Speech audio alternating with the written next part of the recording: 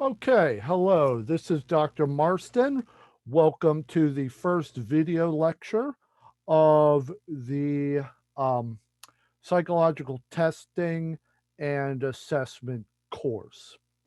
This is more of an introductory video. I may be, it's going to be considerably shorter than most of the other lectures, and I may be submitting another one later on.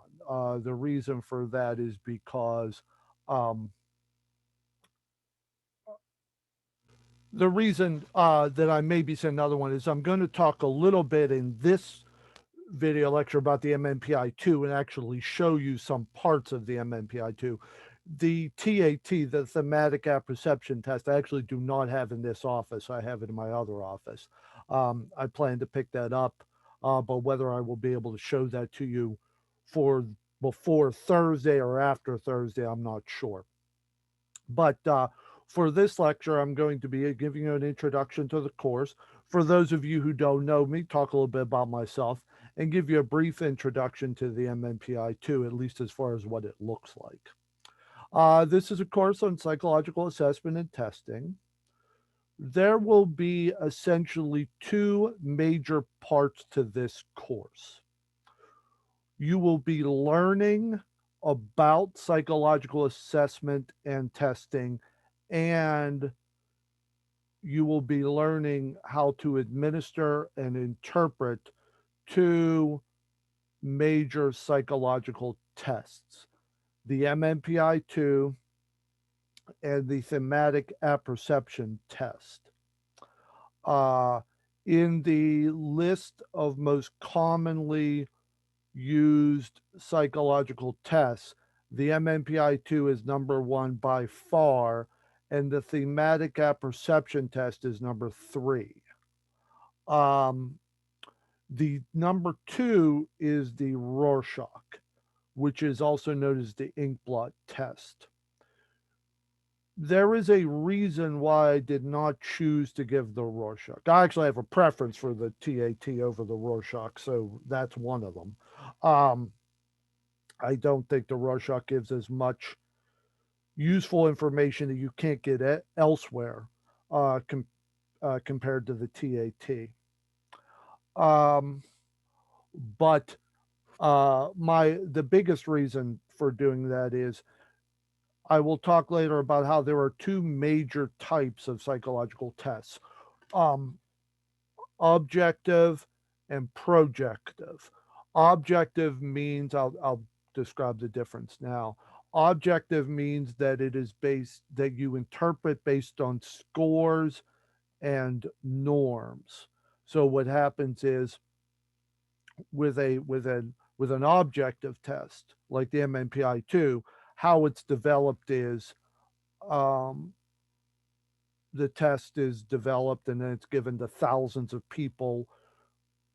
Um, and those thousands of people are usually in different groups. You know, some of them will have depression, some of them will have psychotic disorder, and norms are developed based on the results, meaning that you find out what scores on what scales on the instrument separate the individuals with depression from those who don't have depression, those who have psychosis from those who don't have psychosis, and then the interpretation is based on those norms. Normative data is what norms stand for. So the MMPI-2 is the quintessential example of an objective test. A projective test is where the psychologist will provide a set of stimuli, usually in the forms of cards or pictures, and then the person being evaluated will talk about what they see or will draw their view of things. And then the psychologist will interpret it, but it's not based on norms. It's not based on scores. It's based on the psychologist's understanding of how human beings process information. And the interpretation is based on common themes seen throughout the individual's responses. So if they talk about um, certain things that they see in the pictures, and then that's the evidence of a theme. And the reason, and then usually what you do is you present a number of different cards or a number of different pictures or a number of different scenarios, and then you look for themes in each of the responses. And then at the end, you see what sort of themes have come up the most. So it's based more on the psychologist's interpretation of the results as opposed to scores and norms. One of the reasons I don't cover the Rorschach in here and cover the TAT is the TAT, in my opinion, is a purer example of a projective. It is only a projective test. There are no norms, there are no scores for the TAT. The Rorschach does have scoring systems available. One famous one is called the Exner system, um, EXNER, which is a series of norms, which is, someone gives this response or says they see uh, a picture because of these reasons. There are scores that can be used to say how common that is. So I prefer the TAT because it is a purer form of a projective test. I have to rely on either showing you the test here or giving you in the discussion board some slides or other presentations that show what the MMPI-2 and the TAT look like. You will notice that you were not required to buy either of those tests. The reason that you weren't required to buy either any of those tests is you aren't allowed to buy any of those tests because you are students.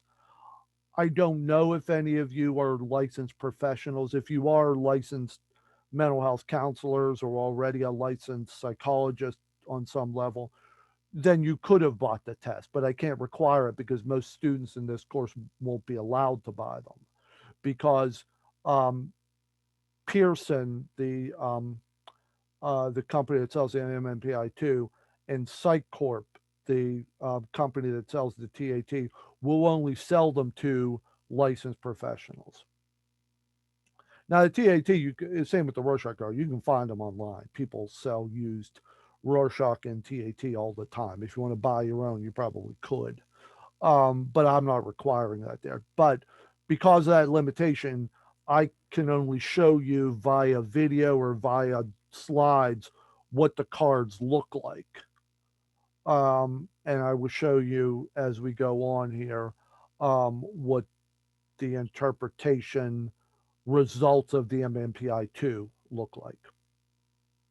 So I kind of jumped the gun there. To be honest, most students find that the most interesting part of the course. And I understand it. I mean, you're actually going to dig in and we're actually going to learn how to administer these tests. So I can understand that.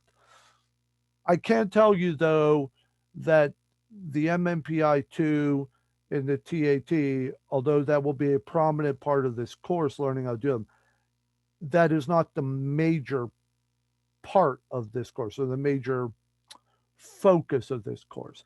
I am teaching you how to give the MMPI-2 and the thematic apperception test as a way of showing you what psychological tests look like. Because the main purpose of this course is to learn how tests are developed, how they are used, um, what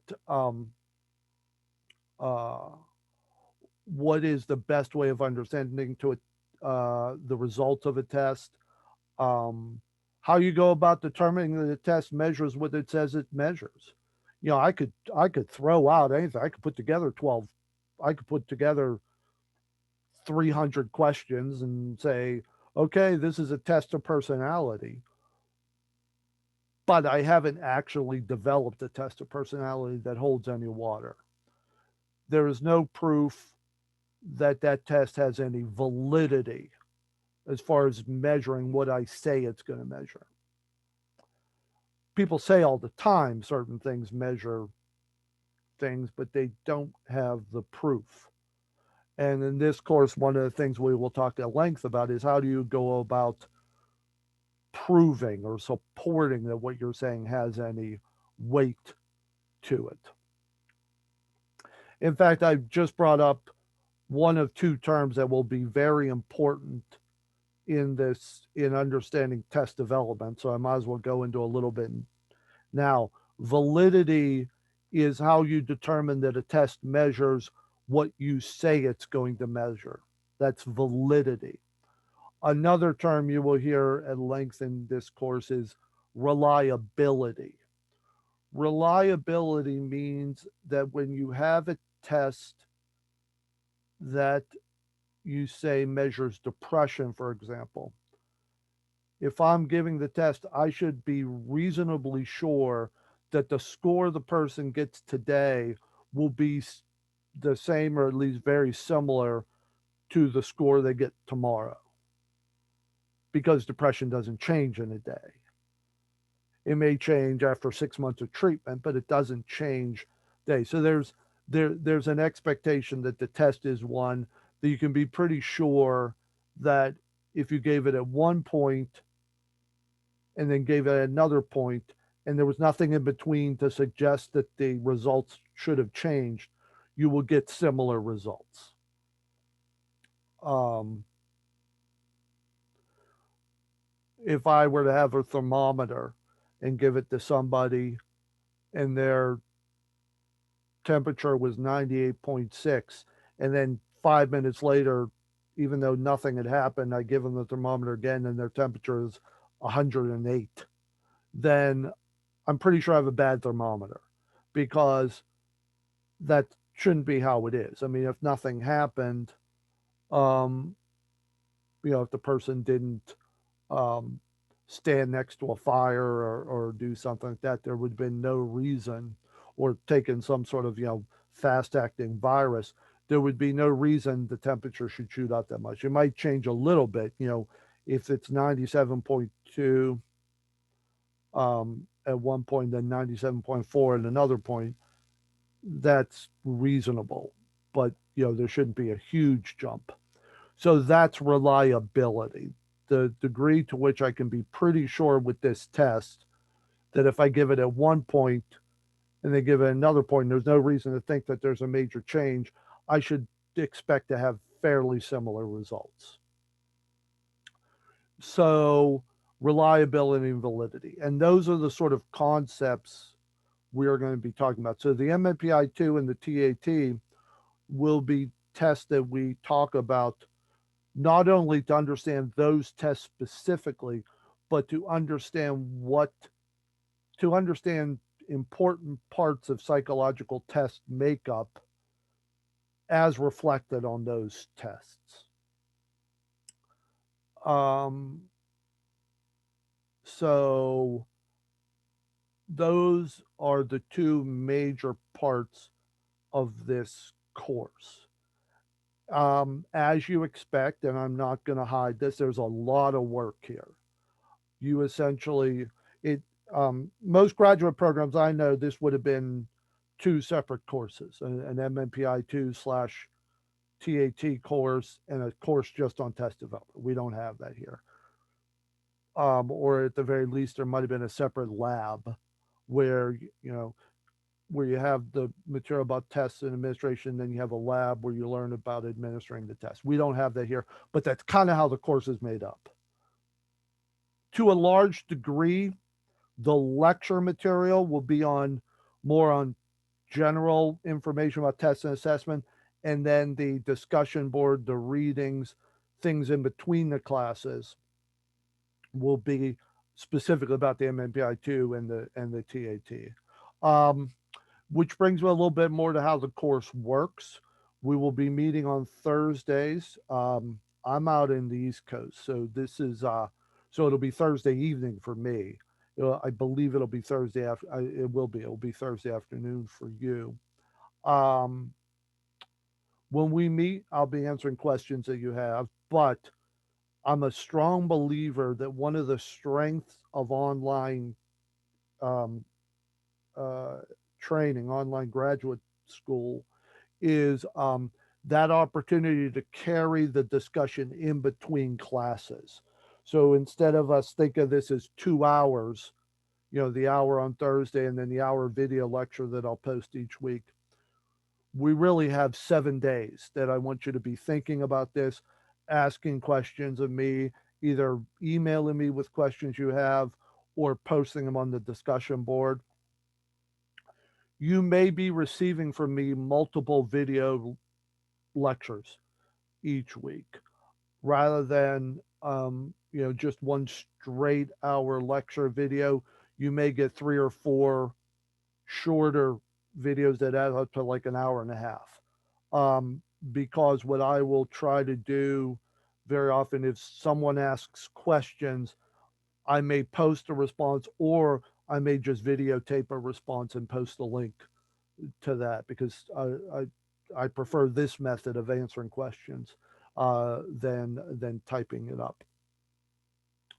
So remember, we've got 10 weeks for you not only learn about psychological testing, but also learn about these 2 tests. So please be very open about your questions, be very specific about them. If you have questions, try to be as specific as you possibly can with the questions that you're asking so that I can be as direct in terms of my responses answering the questions that you have.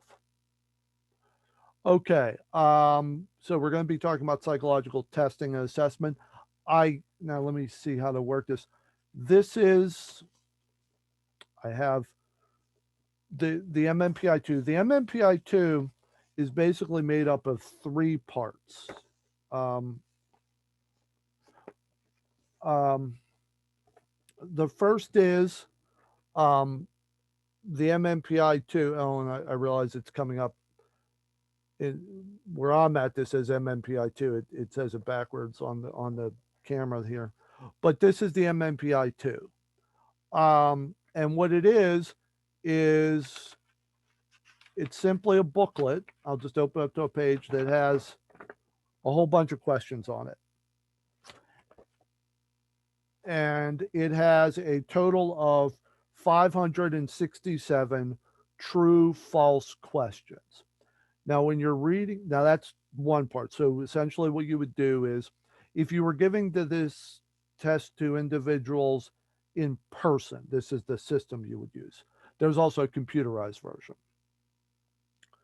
The only difference is when you're doing it live, you would give the person the items on the questions, and then they would record their true false answers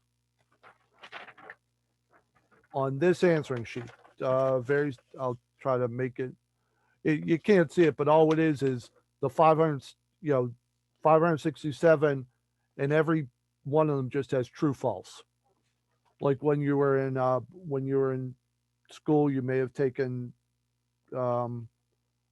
I think the SAT is still given that way. You fill in a circle. You give someone a pencil, and they mark each one of these. And then what happens is, when you are done, when the individual you are testing is finished, if you are doing it, you do one of 2 things. Nowadays, what you do is you would send it to either send it to a scoring center, which the company that sells the MMPI-2, you would basically send it to them and they would scan it and then send you back results. Or if you do it on computer, the computer would score it itself. And you can buy the computer system through the center. Now, one system that I have the materials for, but I don't use very often, but some people do, is based on a series of templates. And what they are a scoring template that you would put over these answers for each scale. And then that template has little holes cut out, and the holes show you which items go with what scale. Now you will notice I'm not showing you my template. I am legally not allowed to show you because it's copyrighted. That's also why I'm not showing you all the questions here. I flashed a page up there, but you probably couldn't see it. I just wanted to show you what it looked like. But I can't show you all the questions because they're copyrighted. But what I would do is I would take the template, I would put it over the completed questionnaire. It would tell me which items go with which scale, and then I would use this, which you probably can't see very well, but I'll just explain it to you. And if you can't see it, don't worry about it. You don't need to.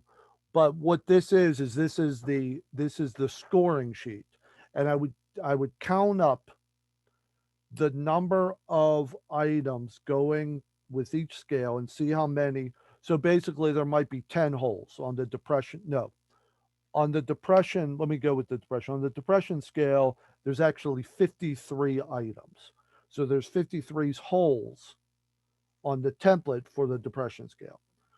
I would count up how many items that person marked, and then I would put it on this answering sheet. You can't see it here, but there's a depression, there's a D right here. There's a D right here. And I would just mark how many items, and then that would correspond to a score. And then the score is called a T score, a T score. And a T score is how you interpret it. For the most part, a clinically significant T score is 65 or above. So I would count how many items. That is called the raw score. The number of items meant how many items out of 53 possible items did they mark. And then that number would correspond to a T score. And if that T score is 65 or above, it is seen as clinically significant. And clinically significant means that it is in the clinical range. So basically, what it means is whatever that scale measures, that person has problems in that area. So I picked the depression scale because that's the most obvious. Of course, a high score there means the person has some form of depression, and the way the MMPI works is it's not just that straightforward. It's not like that's clinical depression. It also is a reflection that the person has other characteristics that are associated with depression. They tend to be negative in their view of people.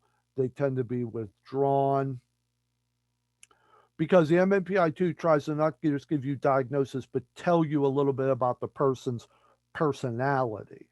In fact, if I haven't said it already, that's what the P in MMPI-2 stands for. The MMPI is the Minnesota Multiphasic Personality Inventory. So it's not just trying to give you diagnosis, it's trying to tell you something about the person. So a high depression score would not only mean that the person likely has clinical depression, but it also would mean that the person has a depressive type of personality. And that becomes relevant in particular if they also are high on other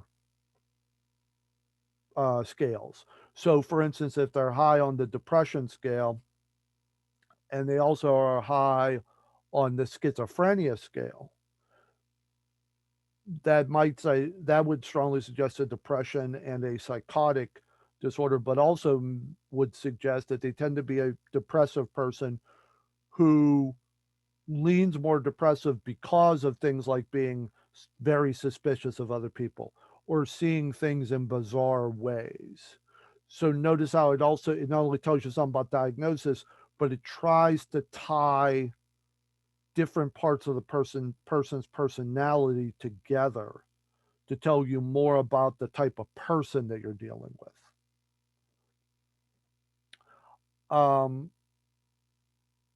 So that's a reflection of what the MMPI-2 does. Like I said, I only showed you these pieces not because I wanted, I know you can't see them very clearly, but it doesn't matter because the focus, I'm just showing you what the equipment is. Test booklet where the person has the 537 questions, true false questions on it. Answer sheet, person marks in the answers. Scoring graph. And by the way, there's 4 different. This is only the main one. There's actually 4 different scoring graphs.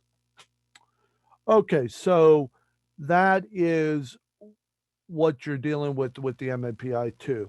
As I said, later on, whether maybe before the first class or maybe right after the first class, I will do a similar introduction to what the TAT looks about, and I will try to also I